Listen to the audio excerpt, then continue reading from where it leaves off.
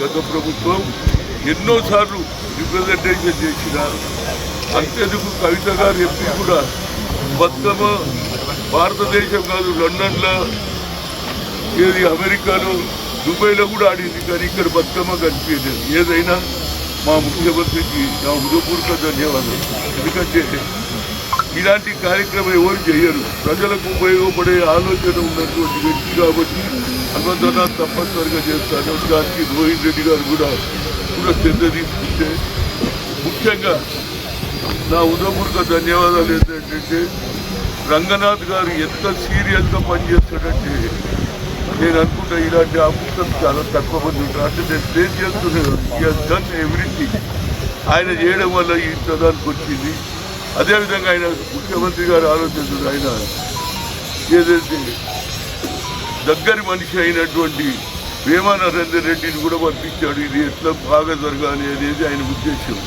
ఏ విధంగానైతే బతుకమ్మను ఆడుతూ దేశం మొత్తంలోనూ అసలు ఒరిజినల్ బతుకమ్మ కాపాడలేనటువంటి బీఆర్ఎస్ ఇవాళ కాంగ్రెస్ పీరియడ్లో రేవంత్ రెడ్డి నాయకత్వంలో అవుతుంది. అది 21 అనుకున్నాం, కానీ 25 నాడు పెట్టాలనేది ఆలోచన. ఎందుకంటే ఏమన్నా ఆయన వచ్చినప్పుడు పూర్తిగా కావాలని ఈ రాత్రి పగలు పనిచేస్తున్నటువంటి ఏదైతే ఏదైతే వర్కర్స్ ఉన్నారో ఇంజనీర్స్ ఉన్నారో వాళ్ళందరికీ హృదయపూర్వక ధన్యవాదాలు. నేను అనుకోలే ఇంత బాగా జరుగుతుందని.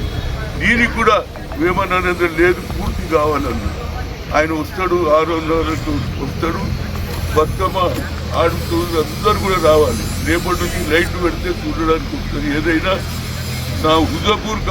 అదేవిధంగా మా మేయర్ విజయలక్ష్మి గారు కూడా శ్రద్ధ తీసుకొని మహిళలను కూడా అందరూ రావాలని చెప్పాలి. చుట్టుపక్కల ఉన్న డీడీ కాలనీ కానీ ఎక్సైజ్ కాలనీ కానీ అందరూ కూడా తిలక్ నగర్ కానీ అందరూ కూడా మహిళలు వచ్చి ఇక్కడ బతుకమ్మ ఆడవచ్చు. ఇక ఫ్యూచర్లో బతుకమ్మ పండుగ ఎప్పుడు వస్తుంది అని ఆడవాళ్ళకు ఆలోచన రావాలి. అమ్మ ఇక బతుకమ్మకుంటే పోయి బతుకమ్మ ఆడాలనే ఆలోచన వస్తుంది. కాబట్టి ఈ కార్యక్రమాన్ని జయప్రదం చేయడానికి అందరూ సహకరించాలి.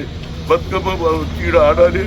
ఈ బతుకమ్మలో ఈ నీళ్ళల్లో బతుకమ్మని చేయడానికి. అదేవిధంగా టైం లేదు కాబట్టి బతుకమ్మ ఎత్తుకున్నటువంటి స్టాచ్యూ తయారు చేసి ఏదైతే తెలుగు తల్లి చేసినట్టు చేసి ఆమె చేతిలో బతుకమ్మ పెట్టాలని చెప్పిన తర్వాత పెట్టాడు. టైం లేదు కాబట్టి మిగతా కార్యక్రమాలు లైట్లు కానీ రోడ్డు కానీ అన్నీ అవుతుంది.